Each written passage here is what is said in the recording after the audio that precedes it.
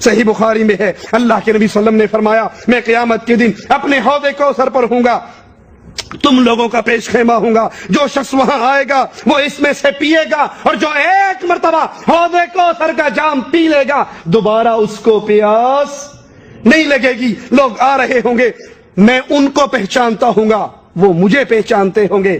نبی اپنی امت کو کیسے پہچانیں گے سوال ہوا تھا، آپ نے فرمایا وضو کی وجہ سے ان کے ہاتھ، ان کے پاؤں، ان کے چہرے، ان کی بازویں چمک رہی ہوں گی، میں ان کو پہچان لوں گا۔ اللہ کے نبی فرماتے ہیں وہ قوم میرے پاس آئے گی، میرے اور ان کے درمیان رکاوٹ کھڑی کر دی جائے گی، اور ایک روایت میں ہے کہ درے مار کر ان کو دور کر دیا جائے گا۔ میں کہوں گا امتی امتی، اے فرشتوں یہ میری امت ہے، اے اللہ یہ میری امت ہے، میں ان کو حوض کوثر میں پانی پلانے کے لیے بیٹھا ہوں، ان کو دور کیوں کیا جا رہا ہے، رکاوٹ کھڑی کیوں ہو رہی ہے؟ سنیے سنیے سنیے، میرے نبی کریم صلی اللہ علیہ وسلم کو کہا جائے گا یا محمد صلی اللہ علیہ وسلم انک لا تدری ما احدثوا بعدک، اے نبی آپ نہیں جانتے آپ کی وفات کے بعد انہوں نے آپ کے دین محمد میں کیا کیا تبدیلی کر دی، آپ نہیں جانتے۔ اسی طرح ہے، اسی حدیث کو سنا کے منکرین علم غیب کہتے ہیں سرکار کو غیب نہیں تھا۔ اب میں انشاءاللہ اسی حدیث کو سنا کے سرکار دو عالم صلی اللہ علیہ وسلم کو غیب دان ثابت کر دوں گا۔ اب یہ بخاری شریف کی حدیث سے پاک ہے، میرے آقا صلی اللہ علیہ وسلم ارشاد فرماتے ہیں چند لوگ آئیں گے حشر کے میدان میں، ان کے اعضائے وضو چمک رہے ہوں گے، فرشتے ان کو پکڑ کر دوزخ کی طرف لے کے جا رہے ہوں گے، میں کہوں گا رک جاؤ، میرے صحابہ کو کہاں لے کے جا رہے ہو؟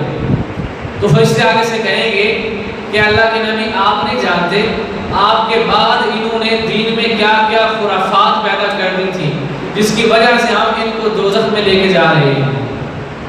یہ اتنی حدیث سنا کے نا تو جو غیب کے منکر ہیں وہ کہتے ہیں دیکھو ہم فرشتوں نے کیا ہے کہ تسی نہیں جانتے، تسی نہیں جانتے۔ اب حالانکہ ایک موضوع اس کے اندر اور بھی ہے، لیکن آپ ذرا دیہاتی لوگ ہیں، آپ کو سمجھ نہیں آئے گا۔ جو سرکار نے بولا تھا نا کہ میرے صحابہ، تو سرکار نے صحابی لفظ نہیں بولا تھا، فرمایا تھا 80 صحابی۔ 80 صحابی کا مطلب اور بندہ جس طرح کسی کا نام بگاڑا جاتا ہے نا، مثال کے طور پر ایک بندہ ادھر سے آتا ہے، وہ آپ کو آ کے کہتا ہے کہ یہ میں قاری صاحب کا بھائی ہوں، وہ جب آتا ہے تو آپ کہتے ہیں قاری صاحب یہ آپ کا بھائی ہے۔ آپ دیکھیے گا جملہ ایک ہے، انداز دو ہیں۔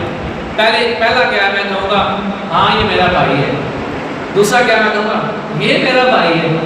پتہ چل گیا نا، لہجے سے پتہ چل گیا نا پہلے کا مطلب کیا ہے، دوسرے کا مطلب کیا ہے، سمجھ آئی؟ پہلے میں نے کہا ہاں یہ میرا بھائی ہے، دوسرے میں میں کہوں گا یہ میرا بھائی ہے، تو اس سے پتہ چل جائے گا الفاظ وہی ہیں، الفاظ نہیں بدلیں گے، لیکن پتہ چل جائے گا کہ حقیقت کیا ہے، ایک طرف نفی ہے ایک طرف اس بات ہے۔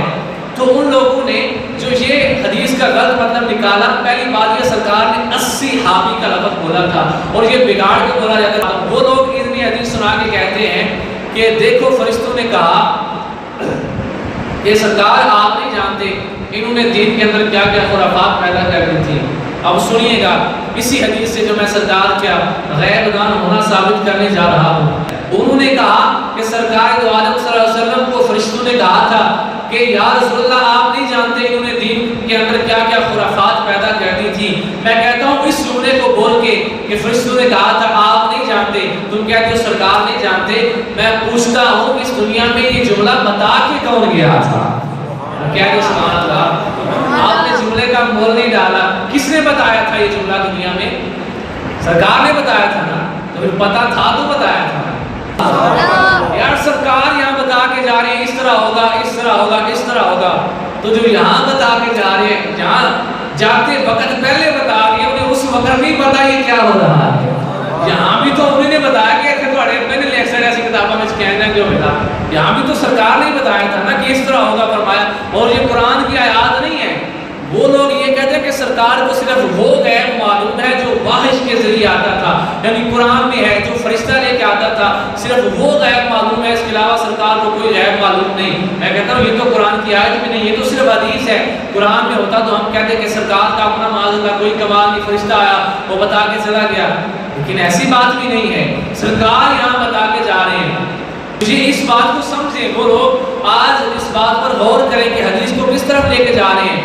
فرشتوں نے جو یہ کہہ دیا کہ آپ نہیں جانتے، اس کا مراد فرشتوں کا یہ نہیں تھا کہ آپ نہیں جانتے. اب میں تقریر کر رہا ہوں، میں حدیث سناتے سناتے کہوں گا تو آپ نہیں پتا قرآن پاک کی آیت ہے قل هو اللہ احد، تو کیا اس سے مراد میرا یہ ہے کہ آپ کو پتہ ہی نہیں قل هو اللہ احد آیت ہے؟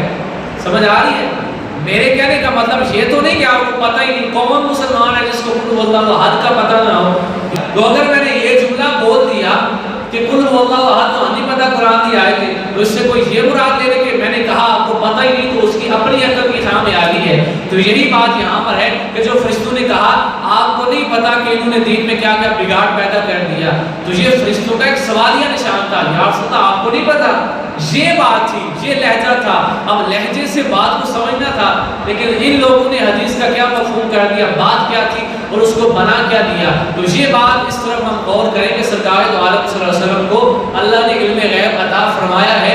قرآن سے ثابت ہے، قرآن کے بعد اسلام کی سب سے بڑی کتاب بخاری شریف ہے، اس سے ثابت ہے کہ سرکار دو عالم صلی اللہ علیہ وسلم کو اللہ نے علم غیب عطا فرمایا تھا. لیکن یہ بھی سن لے ہمارا عقیدہ کیا ہے کہ علم غیب سرکار کا ذاتی نہیں ہے، اللہ کا دیا ہوا ہے، اللہ کا عطائی ہے. پوری دنیا میں جس کو جو بھی ملتا ہے اللہ تعالیٰ کی طرف سے عطا ہوتی ہے، اس کی اپنی ذات کی وہ شے نہیں ہوتی. وہ جو بھی ہوتا ہے اللہ تعالیٰ کا دیا ہوا ہوتا ہے. اب آئیے